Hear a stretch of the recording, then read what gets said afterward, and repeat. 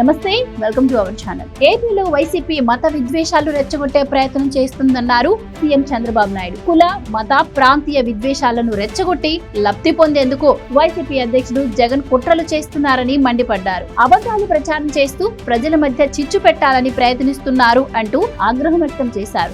రాజకీయ ప్రయోజనాల కోసం వైసీపీ నేతలు 3 మతాలను వాడుకుంటున్నారని, తిరుపతిలోని గోశాలలో గోవులు చనిపోయాయి అంటూ టీటీడీ మాజీ చైర్మన్ కరుణాకర్ రెడ్డితో దుష్ప్రచారం చేయించి హిందువులను రెచ్చగొట్టాలని చూస్తున్నారన్నారు చంద్రబాబు. వక్ఫ్ బిల్లు పైన వైసీపీ అసత్య ప్రచారం చేస్తుందన్నారు. ఇక పాస్టర్ ప్రవీణ్ మృతిపై వైసీపీ వివాదం చేయాలని చూసిందన్నారు. ఇదంతా కుట్రలో భాగమేనన్నారు. ఇలాంటి కుట్రలను సమర్థంగా తిప్పికొట్టడంతో పాటు ప్రజలను చైతన్యవంతులను చేయాలన్నారు. తెలుగుదేశం పార్టీ అన్ని మతాలను సమానంగా గౌరవిస్తుందన్నారు చంద్రబాబు. జగన్ క్రిస్టియానిటీ తీసుకున్నారని అది ఆయన ఇష్టమన్నారు. కానీ జగన్ తిరుమల వెళ్లినప్పుడు అక్కడి ఆచారాలను పాటించాల్సిందేనన్నారు చంద్రబాబు. డిక్లరేషన్ ఇవ్వను, సంతకం చెయ్యను అంటే భక్తుల మనోభావాలను దెబ్బతీయడమేనన్నారు ఆయన. ఉప ముఖ్యమంత్రి పవన్ కళ్యాణ్ సతీమణి అన్నా లెజ్నోవా తిరుమల వెళ్లి అక్కడ ఆచారాన్ని గౌరవిస్తూ డిక్లరేషన్ ఇచ్చారని గుర్తు చేశారు. తలనీలాలు సమర్పించారని, అన్న ప్రసాదానికి విరాళమిచ్చారన్నారు. అన్ని మత విశ్వాసాలని గౌరవించడం అంటే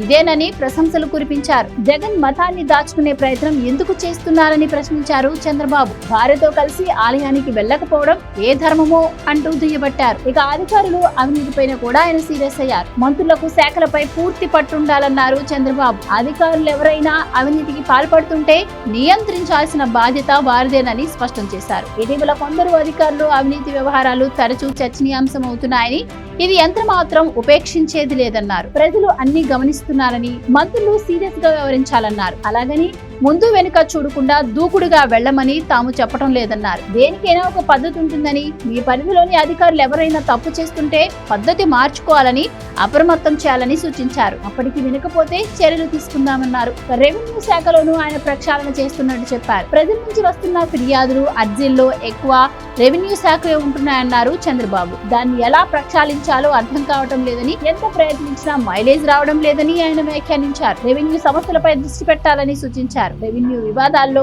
భూ సమస్యల్లో పోలీసుల జోక్యం పైన ఫిర్యాదులు వస్తున్నాయన్నారు. అలా జరగకుండా చూడాలన్నారు. గత ప్రభుత్వ హయాంలో పోలీసుల్ని ప్రయోగించి కొన్ని రెవెన్యూ వివాదాల్ని సెటిల్ చేయించేందుకు ప్రయత్నించారని, వాటిపై ఇప్పుడు ఫిర్యాదులు వస్తున్నాయన్నారు చంద్రబాబు. రాజధాని అమరావతిలో శాసనసభ, హైకోర్టు, సచివాలయ టవర్ల నిర్మాణం, మౌలిక వసతుల అభివృద్ధి 3 ఏళ్లలో పూర్తి చేయాల్సిందేనన్నారు. ఇవన్నీ పూర్తి చేసిన తర్వాత ఎన్నికలకు వెళ్తామన్నారు. కొత్తగా నిర్మించే అసెంబ్లీ భవనంలో ఇంటర్నల్ లేఅవుట్, వసతులు ఎలా ఉండాలి, అందరికీ ఆమోదయోగ్యంగా సౌకర్యంగా ఉండేందుకు ఎలాంటి చర్యలు తీసుకోవాలన్న అంశంపై సలహాలు, సూచనలు ఇచ్చేందుకు శాసనసభాపతి అయ్యన్నపాత్రుడి ఆధ్వర్యంలో మంత్రులు పి నారాయణ, కేశవ్, లోకేష్, నాదెండ్ల మనోహర్లతో కమిటీ వేస్తున్నట్టు ప్రకటించారు Chandrababu. Please subscribe to Leo news for more videos.